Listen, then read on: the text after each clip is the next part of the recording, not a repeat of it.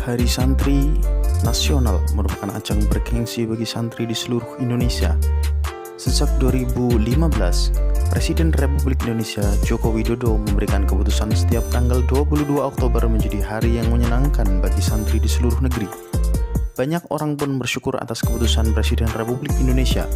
Namun, bagaimana sebenarnya urgensi Joko Widodo menetapkan Hari Santri Nasional pada setiap 22 Oktober itu?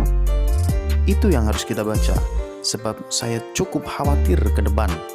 Hari Santri Nasional hanya menjadi ajang perayaan kolektif tanpa urgensi yang tepat. Pasalnya, santri di kemudian hari memiliki tantangan yang sedikit banyak berbeda dengan zaman penjajahan.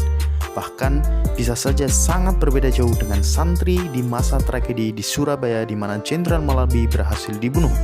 Saya pikir tindakan membunuh Jenderal Malabi bisa saja dibenarkan karena secara nilai kemanusiaan, Jenderal Malabi representasi dari kolonialis yang merugikan bangsa Indonesia.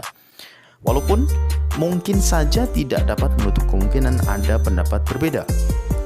Melangkah dari euforia masa lalu, santri di masa sekarang harus apa dan bagaimana? Tamparan keras justru terjadi ketika para kiai kita saling gontok-gontokan memperebutkan santri, atau ketika Indonesia kemasukan aliran ideologi Islam khas radikalis.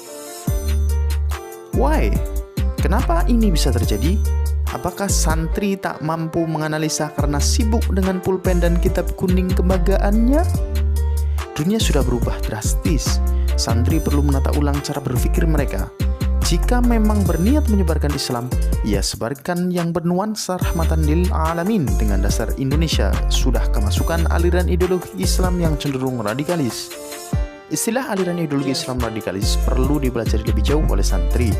Perlu dilihat asal-usulnya, kepentingannya, dan kenapa ada gerakan Islam radikalis itu. Santri juga dihadapkan dengan dunia baru yang disebut dengan dunia teknologi, lebih spesifik dunia digitalisasi. Sejarah umat manusia senantiasa dialektis dan berkesinambungan. Jika santri masih menganggap bambu runcing adalah senjata paling ampuh, menurut saya, itu cara berpikir yang kurang tepat. Atau ketika masih berpikir bahwa ilmu agama hanya satu-satunya yang boleh dipelajari tanpa sekalipun memasukkan ilmu umum, itu justru kurang tepat. Sehingga perlu menata ulang nalar berpikir santri di masa kini. Realitas yang saya pikirkan itu bisa saja tidak terbaca oleh santri masa kini, karena masih menganggap dirinya lebih sempurna daripada golongan lain. Walaupun itu, it's okay saja. Tapi coba untuk tidak jatuh dalam romantisme kesempurnaan santri. Padahal kenyataannya, kita sama sekali bukan santri. Ayolah, kita tidak usah berpikir seolah kita besar dan penuh kesempurnaan. Masih banyak kekurangan, celah, dan ketidaktahuan kita. Masih ada yang perlu terus dipelajari, terus bergerak dan membaca dunia. Bukankah ada kalimat, carilah ilmu walau sampai ke negeri Cina? Atau mencari ilmu wajib hukumnya bagi muslim perempuan dan laki-laki? Jangan berhenti pada kalimat, siapa yang punya ilmu bakal diangkat derajatnya. Jika kita berhenti pada kalimat itu, kita bisa terjebak pada dunia kepalsuan dan halusinasi tingkat tinggi. Saya pikir kita tahu apa makna kalimat itu. Sekali lagi, selamat Hari Santri.